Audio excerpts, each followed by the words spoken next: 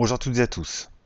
Nous allons finir cette série de vidéos sur les fonctions en évoquant ce qu'on appelle le coefficient directeur et l'ordonnée à l'origine d'une fonction affine.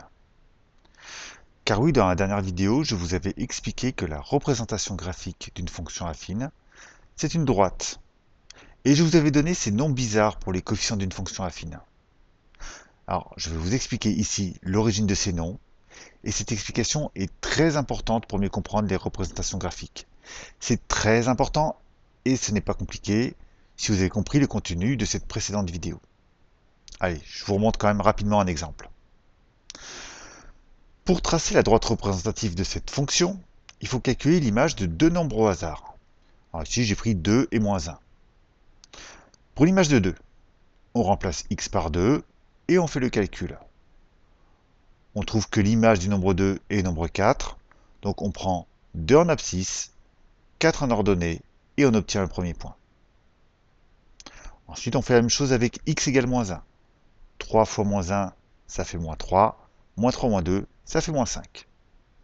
Donc on va prendre moins 1 en abscisse, moins 5 en ordonnée, et on obtient le deuxième point. On n'a plus maintenant qu'à tracer à droite. Alors maintenant, si on regarde attentivement cette droite et l'expression algébrique de la fonction, on peut constater deux choses. Premièrement, la droite coupe l'axe des ordonnées en moins 2.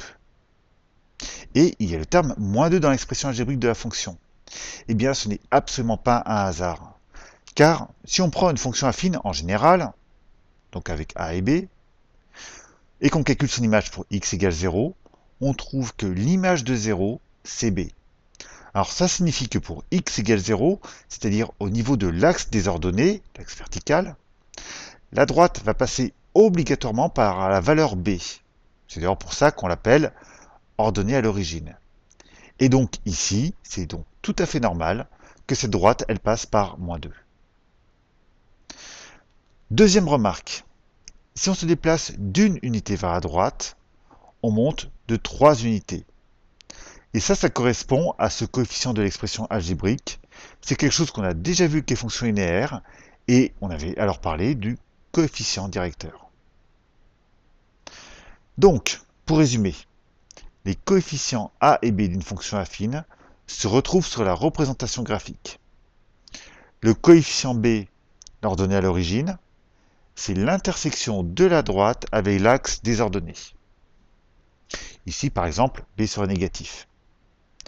Quant au coefficient a, le coefficient directeur, il suffit de se décaler d'une unité vers la droite et de compter le nombre d'unités d'écart.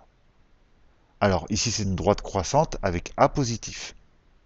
A l'inverse, si a est négatif, donc si la droite est décroissante, le décalage est vers le bas. Et on trouve toujours l'ordonnée à l'origine avec l'intersection de la droite et de l'axe des ordonnées. Alors c'est très pratique. Par exemple, pour représenter graphiquement une fonction affine, on peut commencer par placer l'ordonnée à l'origine, le plus 3. On le place sur l'axe des ordonnées. Ensuite, on utilise le coefficient directeur en se décalant d'une unité vers la droite. Dans cet exemple, la droite va donc se retrouver 2 unités plus bas. Et il n'y a plus qu'à tracer en suivant cette direction. C'est donc une nouvelle façon de représenter graphiquement une fonction affine, et celle-ci, contrairement à l'exemple qu'on a vu au début de la vidéo, ne nécessite aucun calcul.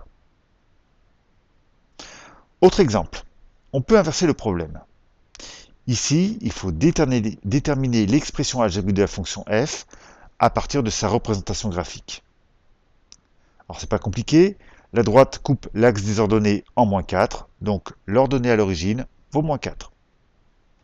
Ensuite, si on se décale d'une unité vers la droite, ici on monte de 3 unités, donc le coefficient directeur est égal à 3. Et donc au final, f c'est la fonction qui a x associe 3x moins 4. Voilà qui clôt cette série sur les fonctions. Alors, ce n'est qu'un début, il y a encore beaucoup de choses très intéressantes et surtout très utiles à venir sur les fonctions, mais malheureusement, ça ne sera plus au niveau 3e. Tant pis.